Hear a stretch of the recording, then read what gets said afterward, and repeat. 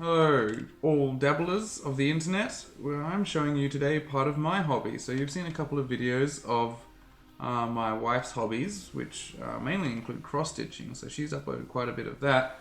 So I thought I'd introduce my main hobby that I do on the side, and that is Warhammer. Right now I tend to focus on Warhammer 40,000, and so I thought that this video would be more of an introduction to people that aren't familiar with it as to what this hobby involves. So there's lots of steps involved in what Warhammer is, and to someone looking from the outside in, it might not be very clear what all these steps are, why you would do them all, and ultimately what the payoff is for anyone. So for those not familiar with what Warhammer is the collection of these plastic miniatures. So here's an example of a work in progress.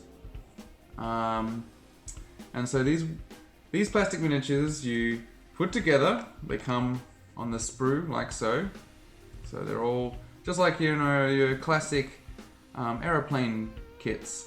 Lots of people back in the day would put together plastic toy aeroplanes. So now they've upgraded so that you can put together your sci-fi or fantasy robots and soldiers and monsters. And that's part of the appeal, it's putting together something that's, completely out of this world or not. Some people like to do more realistic things, but the point is that you put these together, you then paint them. So there's a lot involved. You put them together, you paint them. So this is obviously, when I say this is work in progress, he's been put together, minus his arms. He's been painted, and then the next part is once you've painted them, you can even engage in a game in which you can play a tabletop game. If you think, I guess for one of the most popular tabletop games out there is, I would say like Dungeons and Dragons is a very easy entry tabletop game. You don't even need miniatures technically, but you can have a guy, something like, say, this person. You just need a guy that represents you, and then that's it. Whereas in Warhammer, the idea is you're kind of building up an army. And, you're a force, a horde, whatever suits what you're collecting. And so, yeah, that's the kind of process. And so today I'm going to introduce the first part of the process, which is putting the whole thing together. So what I'm putting together today is a Wraithlord from the Eldar Craftworlds Warhammer 40,000 range. So here's a picture of a Wraithlord, this one here, the big one. So I'll be putting him together. He's an old kit. He was actually made in 2006. So they haven't changed it, but it's still pretty good quality. You can see here all the plastic bits individually. As with most kits, especially the big ones, there's usually lots of options for what you want to do. And that's part of the fun, is that you've got the kit here. You might use 75% of the options here, and all the extra options allow you to give him some posability and change the way he looks. So what I'm going to do while I'm chatting away is I'm just going to start clipping off the bits that I will need. Now, I already know how this all works, but for those, if you're just starting out and you're unfamiliar, you've got this booklet here, and it actually comes with all the instructions on how to put this together. So here's the Wraithlord instructions.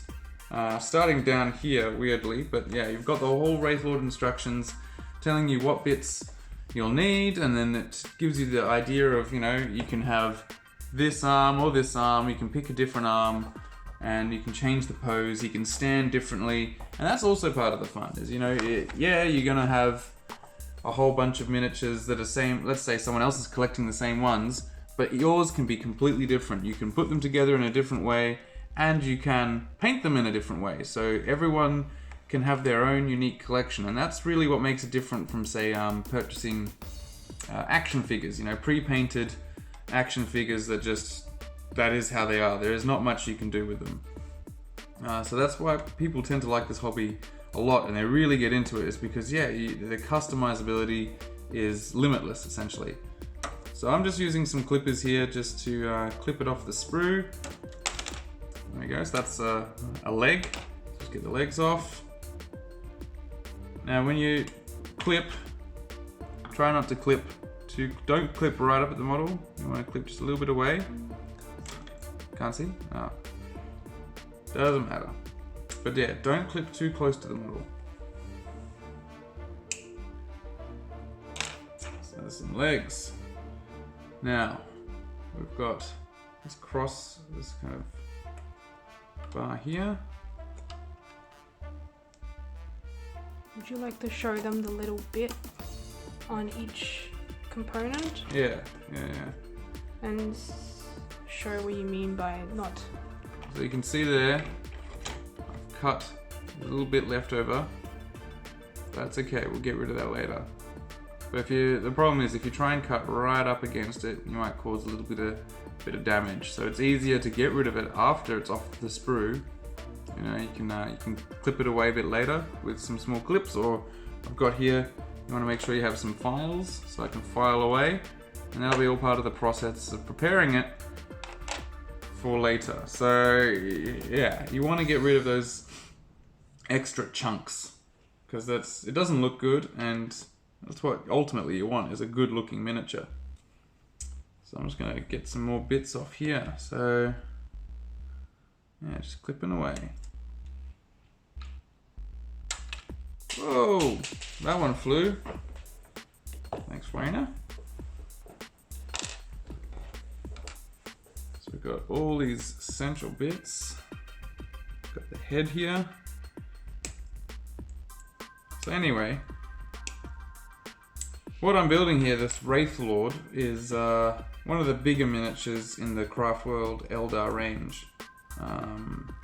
So Warhammer 40,000 is a sci-fi universe, so you got all your classic sci-fi stuff, and you know, you got your super soldiers that are, you know, genetically enhanced, so the Space Marines, and then you've got your classic, you know, aliens that want to eat everything, the Tyranids. So they're just like, well, not, I wouldn't say just like, but they are derivative of the Xenomorphs from, you know, the Aliens film franchise.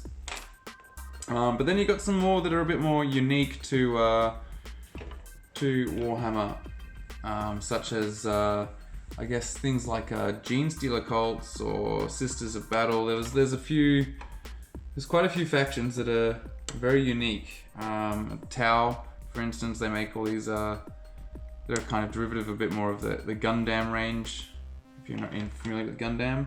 So, but Eldar, they're kind of like the Vulcans from Star Trek. You know, there's essentially they're space elves, but what they've then gone and done is kind of expanded the space elf idea from just being arrogant aliens of higher intelligence to give them a kind of a mystical property in that they have technology that does appear almost as magic, such as what I'm building here. This is a Wraithlord, and it's supposed to be a giant, essentially, like, the closest thing we have was a golem. So, you know, the classic idea of the Jewish golem, which is made from clay, and you imbue it with a mind so that it can then go out and destroy things. This is essentially the Eldar version of a golem. But yeah, so it has the nice aesthetic. And yeah, so I'm putting this one together so I can add it to my army. I've already got one, but you know, as with the makeup of any army forces, you generally want multiples of a good thing, and I think they're pretty good. So right now I'm just clipping off all the really, really general things. So these are the things that you don't really choose between. So we just got, like, you know, the heavy limbs, the torso. There's only one way to make the torso. But what I will be having to and about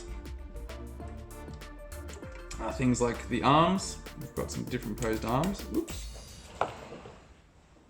Get that. Alright, we've got different posed arms, so I can show that here, there. So what we have, essentially you got a bent arm and two straight arms. Now the bent arm, there's another bent arm over here, so you got two bent arms. So that can, you know, if you want him to hold the sword right up straight in front of him or across, or if you want him to hold one of the various weapons. So this construct, unlike your classic golem, is covered in guns and swords, so you can give him 2 guns.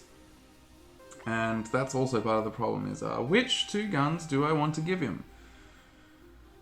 So, yeah, a dilemma, but maybe I'll probably go...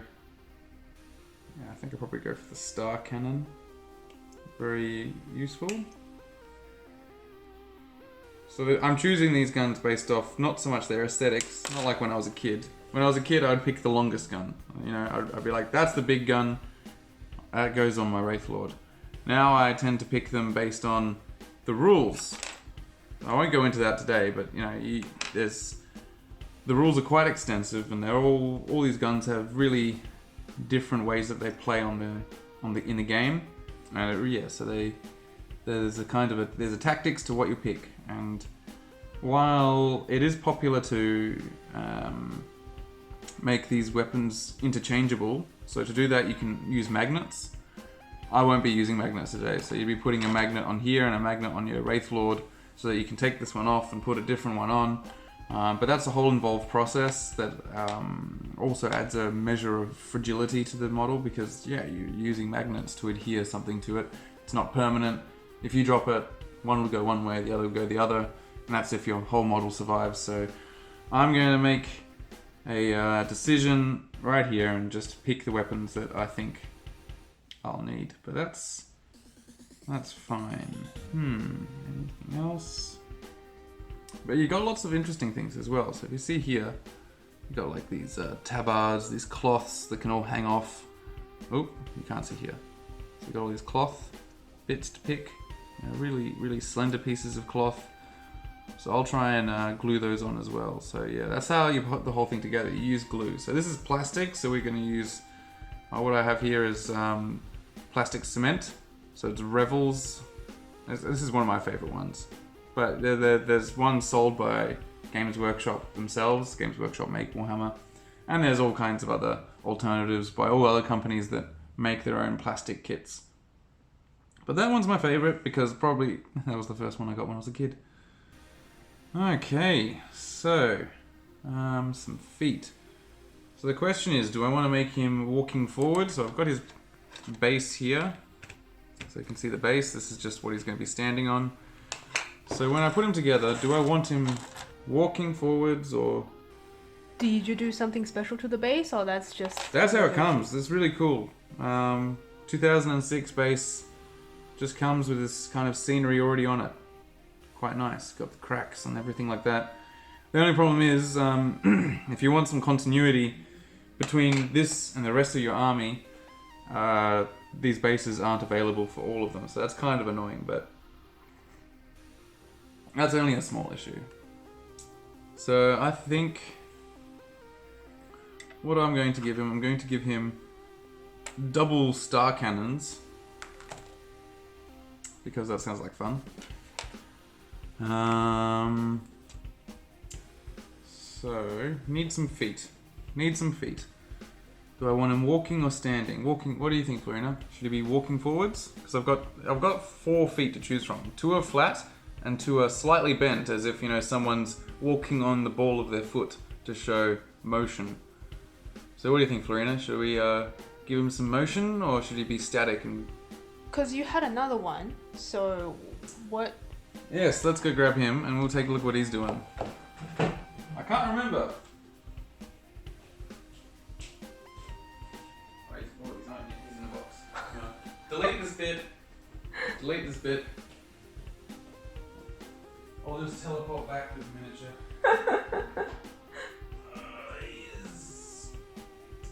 He's kind of...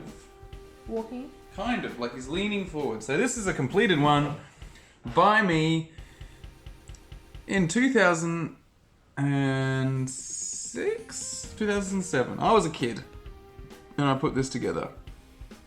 Oh, I can see some red on his helmet. I have to wash that. But anyway, this was probably my first big model that I put together and painted, and I think I did a pretty good job. And yeah, you can see that he's kind of a slightly leaning forward pose, sword behind him because I thought that was cool, gave him a rocket launcher up here, and yeah, that was what I thought looked cool when I was a kid. So I went purely based on what's cool. So, but today I'm going to use my adult brain and pick what's more useful. So maybe I'll still give him a sword, because why not? It's a giant, cool looking sword. But yeah, maybe... yeah, let's give him some motion. I don't like them looking static. They're supposed to be walking across the battlefield, not, I don't know, gliding. So I'll give him, or her.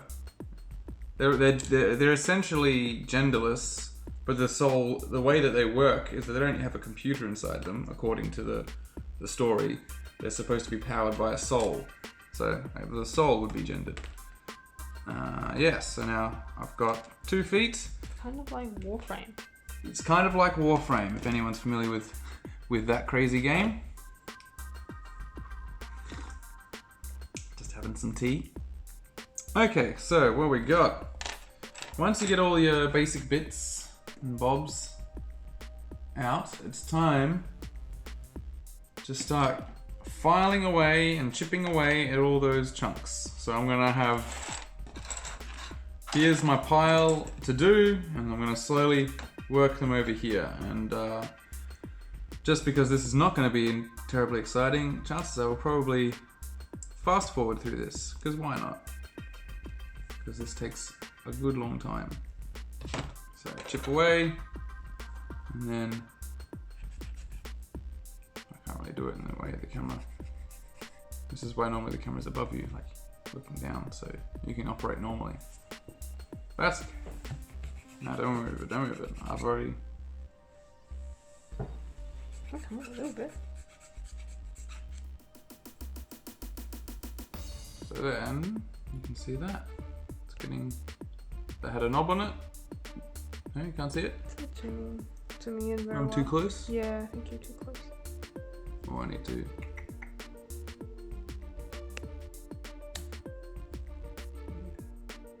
So now you can see that's nice and smooth.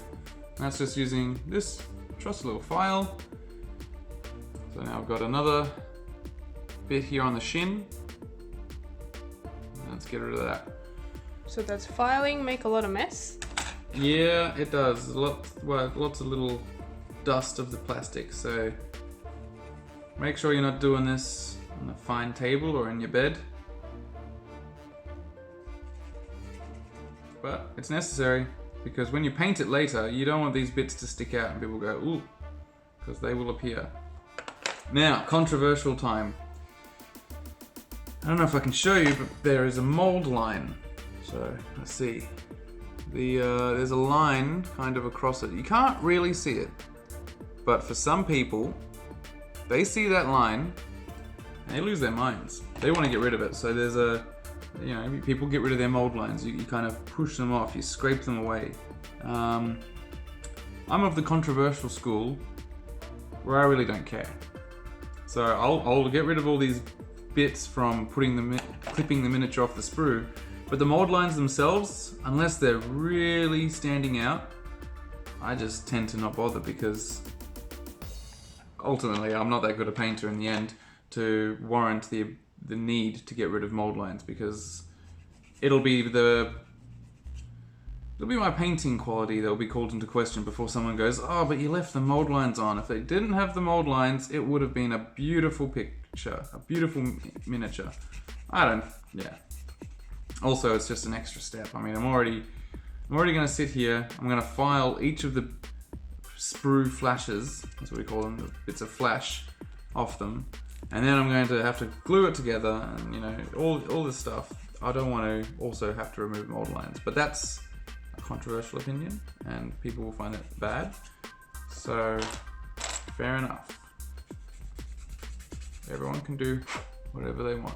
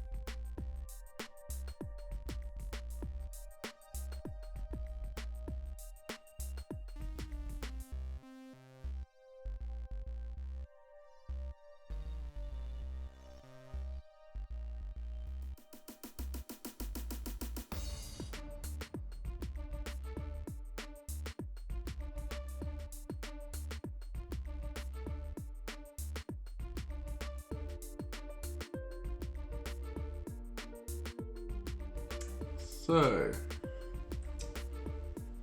starting with the torso. Here we go, time to glue. So I've got my glue here. Now this Revell always comes with a nice little thin kind of needle point where it would nicely distribute the glue out, but unfortunately, yeah, mine always gets clogged and I have to pull it out and then it never works again. So I understand that you could probably flush it with something like acetone, but it works perfectly fine without it. So just so you know, when you buy one of these, it comes with a little needle point. Okay, so just put some glue on. Off we go. Grab this bit.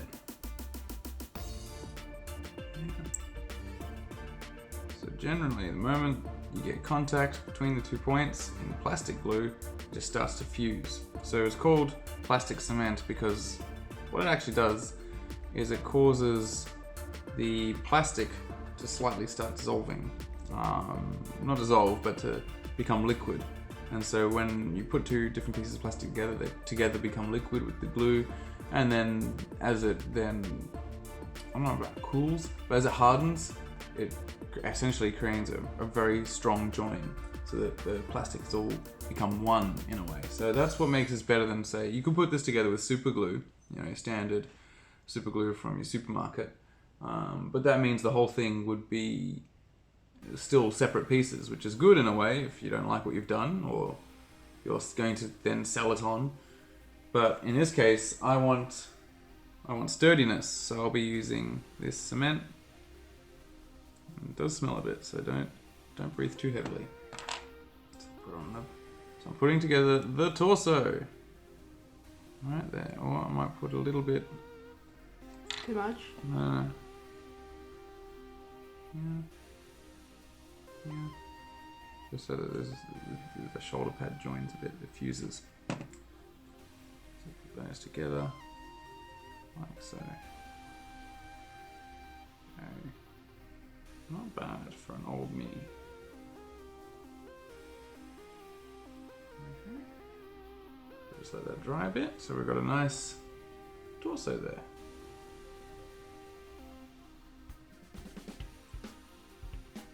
So while we wait for that, let's do some legs.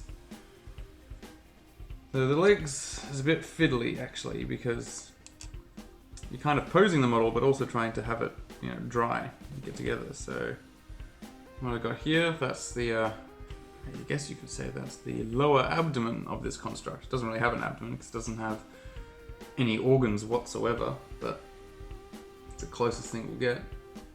So I want to be able to pose this in a way, so we've got to plan this. So if I put that leg here, that leg here,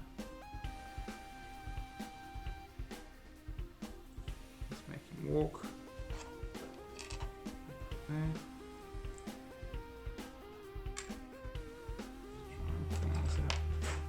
So what I'm doing is called dry fitting in the business. So it's kind of, before the glue is on, you're posing it in a way. So you're just trying to see what you can do before you get a bit permanent. Oh, looks pretty good. Do that. For there, for there. Yeah, alright, so what I'm going to actually do is I'm going to glue the feet down first. Use that as an anchor point. So we've got a one foot, the other foot over here. There we go. Just turn it slightly. Just the feet. Just the feet. Looks like an invisible man wearing slippers. Maybe I'll turn that slightly more. I want a bit of angled look. Alright, so we'll just let those dry momentarily. Back to the torso. Next part of the torso is, just get rid of that dust, the base for the head. So that goes in slots right there.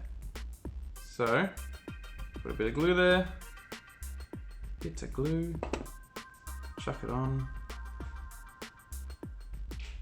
and there we go. Torso building up before your eyes. right here.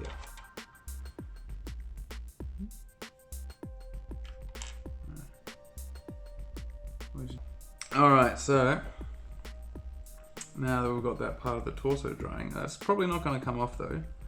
We can continue. So the next bit is kind of the shoulder pads, the back of his backpack. So what that allows him, you'll see, it holds weapons, it holds his cool little back fins. I mean, it's this model from 2006. I might put an image up of the old models before it. So it used to be called, before it was called the Wraithlord, it was called the Eldar Dreadnought, because the Space Marines had a Dreadnought, and then everyone got what the Space Marines got. It was all kind of just same stuff, you know. So it was called the Eldar Dreadnought. But then it became the Wraithlord as they diversified what everyone else got. And so the old one, made of metal, very chunky, liable to fall apart because metal is only can be glued with super glue. And so you drop it, it drops with extra force. Gravity has more pull on it because it's heavier. Alright, so these are those back fins. In they go. Another back fin. Hey, that was looking cool. So now he's got his 2 back fins on the torso. Let's let that dry. Let's set that down. I'll show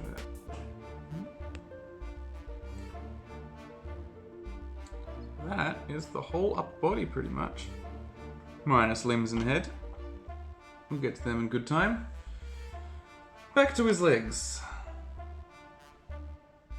Let's start gluing these legs to their feet and the legs to the abdomen. Put a bit of glue on the feet. Good. I've got my abdomen bit here. So this is going to be me holding it a little bit. This is the tricky part. Because they're all separate. So slot those in. So I've got going to grip the abdomen like that. Just like that. And now slot that into his feet. It's secure. Okay. And this is where you can pose a bit more. Maybe I'll make him leaning forwards just enough.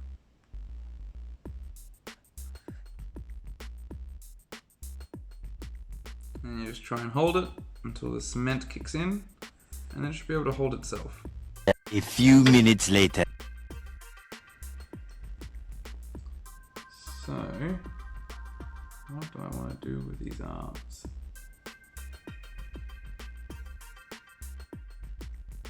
Serena, I'm thinking. I'll see. He's going to be up on here. Now, what? I was thinking either he's got his arm bent. So my previous model has a bent sword swinging in from behind his head, you know, kind of like a big sweeping. Like what's that anime called? Anime. The one with all the death. The one with all the death. Death Note. No. That's all the death. It's like about death gods. Bleach. Oh yeah. Isn't there a guy? With the giant sword around his back. Yeah, probably because I was watching Bleach too. Don't say 2. I didn't watch it. But I'm thinking this guy, he's gonna have a sword too, but maybe it'll be like by his side, hanging down. So like with a straight arm instead. Okay. You want him to be different, is that? Yes, yeah, I want him to be very different. The idea is now I am not a kid, I can try and make it a bit more exciting. I thought the last one was exciting just because, oh, he's swinging a sword. Action pose. So I've got one arm off. Let's see, how sturdy is his legs? Ooh, very sturdy. No.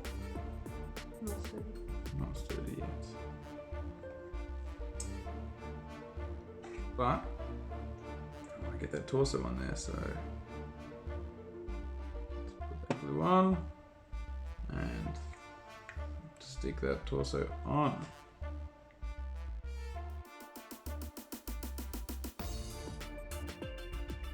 Alright, and then we'll just wait for that to dry, which is, well, it's exciting as watching paint dry.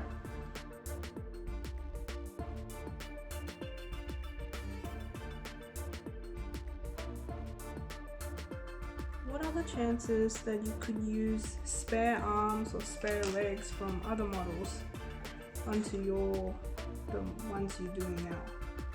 It has to be a certain size, obviously, but how often can that happen? Usually if it's the smaller ones, but unfortunately this guy's so big, very unfortunate, you can't really. Most of the time, the thing I'll be exchanging between kits is things like guns. You can just grab some guns and put them on. So these, for the Eldar range, all these guns are pretty much the same across all the kits. So I've got loads of spare ones.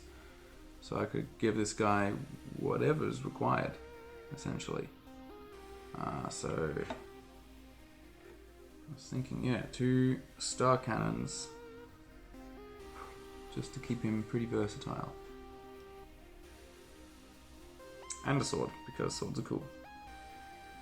But what to do in his left arm? So his right arm's going to be straight and holding the sword. And what to do in his left arm, I'm not sure. Tucked in, shooting, extended. So on this one, his left arm is out and extended. He's got, that's a flamethrower, in case you can't tell, not very clear. But it's out and extended as if it's, pointing at a target. Well, do I want this pointing at a target or do I want it back? We'll see. I'll do the sword arm first and then just see what matches that. It's going to take a while to dry because of the pose. Alright, well, what we might do, I might pause it here. And we'll continue once it's dry. Later. Now we've got, that seems pretty stable. Standing there in a relatively dynamic pose, kind of leaning forward. And so what I want is now for the sword arm to be hanging down by the side in a casual manner. As casual as a giant construct can be, but better glue his wrist-mounted little gun.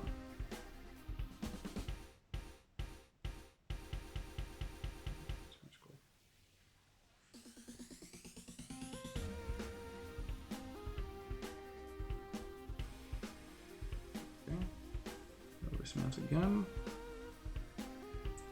Alright, put glue in the socket.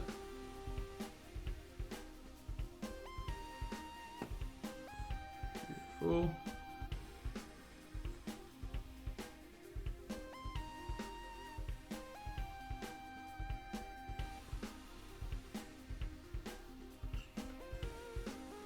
Here comes the tricky bit.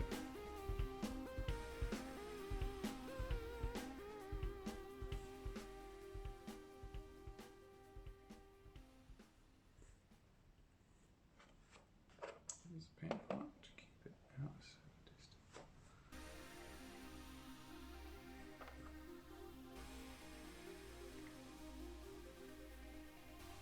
How expensive is Warhammer as a hobby? Oh, that's another controversial question, Florina. It is pretty expensive. The kits aren't that cheap. So for instance, what I've got here, so pick up the book. So this is a start collecting box.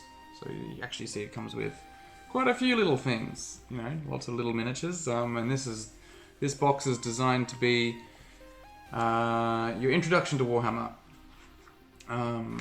But it's generally it gives you a bit of a discount. So I think this one was in Australia. So we pay premium to have Warhammer in Australia because it's made in the UK. So it's got to travel a long, long way. This costs $160 for this box. So this Wraithlord here by himself probably would cost you $85. And then the other bits in this box, chances are there's probably about $220 worth of stuff in here, and you get it for $160. So it's you get a clear discount. But generally, yeah, it's quite expensive. So this is, he would be normally $85. Yeah, it's reasonably expensive in that regard. But like I said, it's not just going to go into your display cabinet. I mean, it can. You can just chuck it in your display cabinet, your glass cabinet from IKEA, and it can just stay there and look pretty. But also, you can take it out and use it at, you go to your friends, take your whole army, put it on the table, they put theirs, and you have a good 3-4 hours of fun using those miniatures. And you can do it again and again, and it never seems to get old. At least not to me. It gets a bit old if you do the same kind of thing. You're always playing the same kind of way or the same army, but I have 2 armies to choose from, which is lucky me. But yeah, it's reasonably expensive. You gotta get the paints, you gotta get the plastic, glue, and all that kind of stuff. But as all kinds of people will say, all hobbies are expensive. And how much space do you need?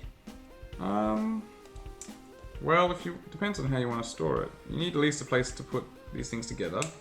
Probably need some nice boxes to keep them in. But you don't need too much space. It only gets a bit complicated when, you start having multiple armies and you need to keep them in storage somewhere. And I have multiple armies. I also used to play Fantasy, which is now taking up quite a bit of space. And I hope to play Fantasy again, but I only have so much spare time to focus on various things. So, unfortunately, just got to go with 40k for now. But that's okay. Alright, is that sword arm? Nope, still not quite dry. I want it to be out from the body. So we'll just keep it there. Give it a bit of an extra push. Okay, so the head's on, the right arm's on. Let's do that left arm. So the question was, do I want to have it contracted? Out. What do you think, Florina? Should this be here, like that? Yeah. Mm-hmm. Maybe he'll have his into a fist or a hand extended. That's what I've got the choice. He'll have a little gun on the side like that. So it'll be like he'll be shooting his, I mean, or hand extended. Do you think? The other one's extended, so maybe that one's a fist then. Yeah, why not? I don't know what can a fist do? Constipation. It can punch. He uses his fists. If the sword seems a bit overkill. Swords for slaying monsters. Fists is for getting the rabble. Alright, so that's... Yeah, well this arm's ready to go, so might as well. Oh, but I need a fist. I don't have a fist. So going back to my sprue, let's find a left-handed fist.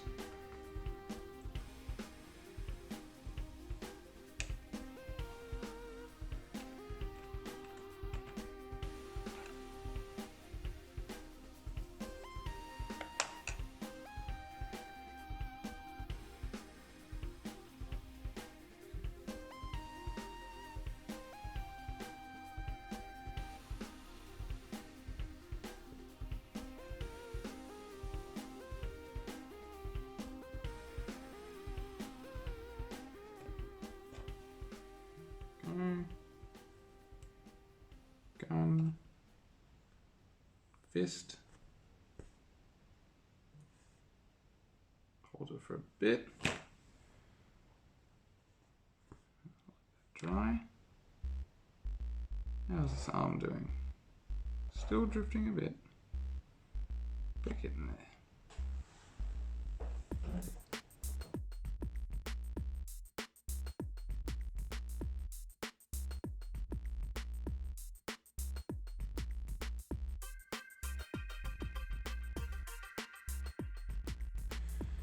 Now I do want him to have a cool little banner hanging from his waist, so I'm going to clip that off right here.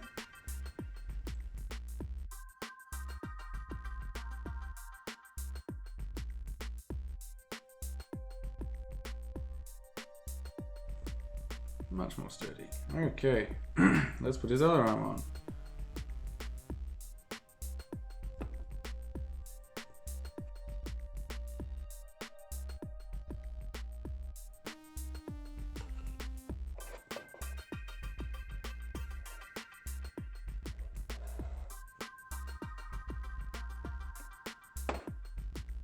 Hold that up just a bit.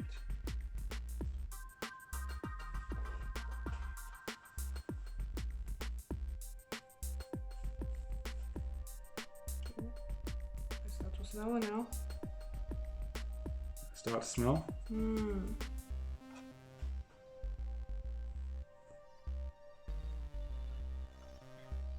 I apologize.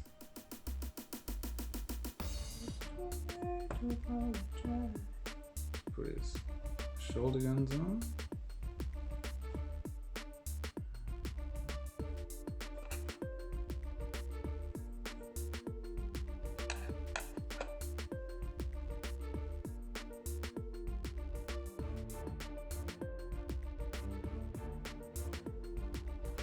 So you can see this is quite an involved kit to put together, so I wouldn't recommend this as a first one.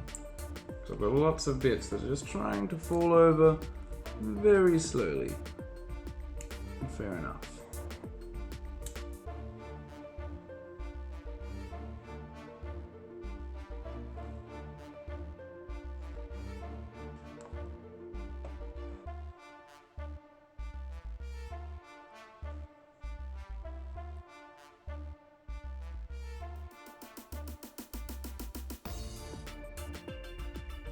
Leave that to dry. One eternity later.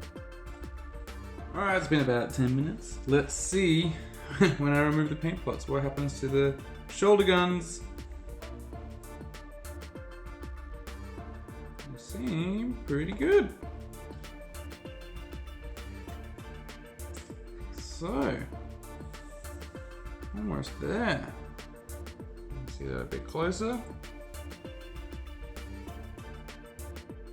Leaning forward. Guns akimbo, pointing in both directions. He's got his wrist-mounted little gun. He's got his sword at his side. It's kind of, I don't know, if this guy could be kind of more of a cowboy look, even though he's a giant dude with giant guns. That's what he's going for. Casual. He's smart casual. It's just, yeah. So now all I've got is a little bit of extra bits that just make him look a bit nicer. So I'm going to give him this loincloth, even though he hasn't got loins, but maybe better described as a tabard of a kind. So we'll give him that, because my other one's got it, and I just really think it adds a lot to the miniature. Just put it up there.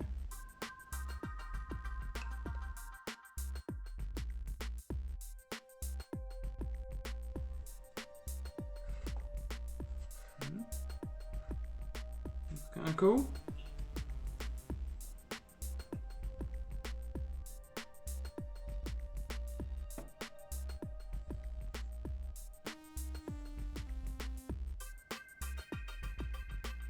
JP, do you have a dream model?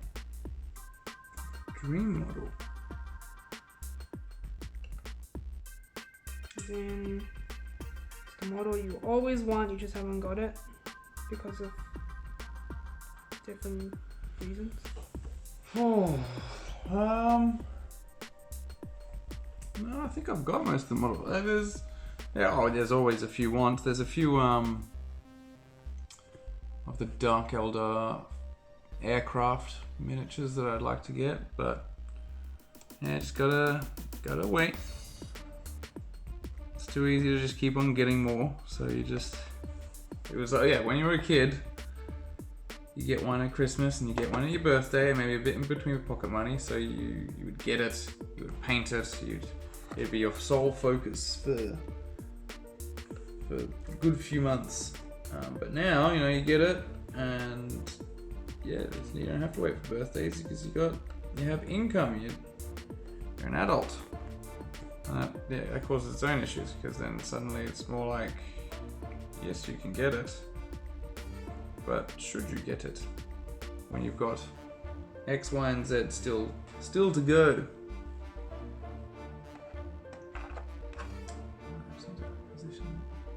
No, the question is, because I'm pretty sure with Warhammer you would have out of production models as well. Oh, I see what you mean, yeah. Is there something that doesn't exist anymore but you would really, really, really want to get it? Oh, it doesn't exist anymore.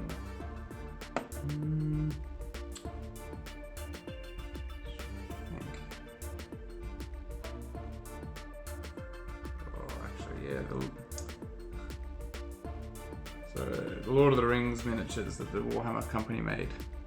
I always really wanted a Nazgul, which is, you know, it's the ring wraith on the giant kind of dragon thing. That looked like an amazing model. And it might still be in production, maybe. I don't know. I don't know if they still make the ring wraiths, the Nazgul, but they're, yeah, it's just essentially what the movie has put into miniature form, into plastic. When was it made? Oh, that's starting to move down. Oh, 2001, those ones. Back when Lord of the Rings films were big and popular. I just realised it's going to be falling down.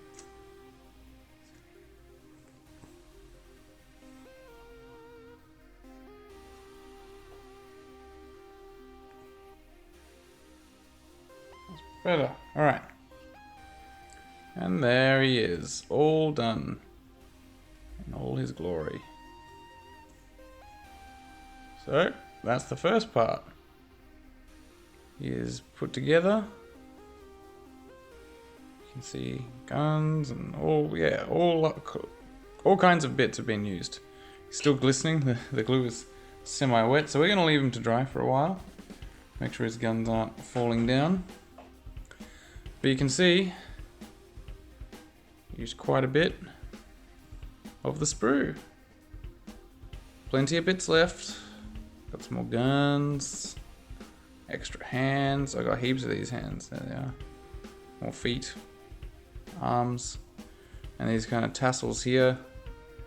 I tend to not glue those on because when I first made my other one, over there you can see in the background, when I first made him, I put tons of these on, and quickly over the next few weeks they just all fall off because you can take a look at the.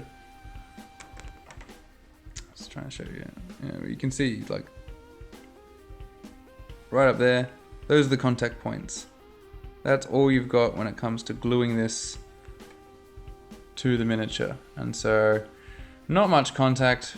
You just knock it sideways, or when you're transporting it, it just tends to fall off. So I'm going to keep him relatively simple, even though obviously this guy is really anything but simple. So that's the kit, that's the Wraithlord put together, and once he's dried, I will spray paint him with some white spray paint and get ready to paint him. And that's the next part. So you can see some projects over here.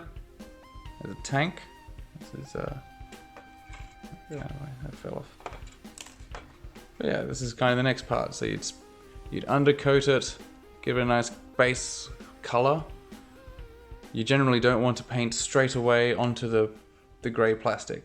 You want to undercoat it to give it a nice smooth layer that the paint that you then put from these pots, all these pots here, that it can then adhere to, and then you can go on to the next layer of adding color until you finally finish it. So that's like this miniature. My ancient miniature from long ago. Yeah, look at that poppin' red. Wouldn't paint that again now, but that's kind of what you want to go for. So yeah, that's my hobby. And yeah, hopefully I'll have some more videos about my stuff in the future.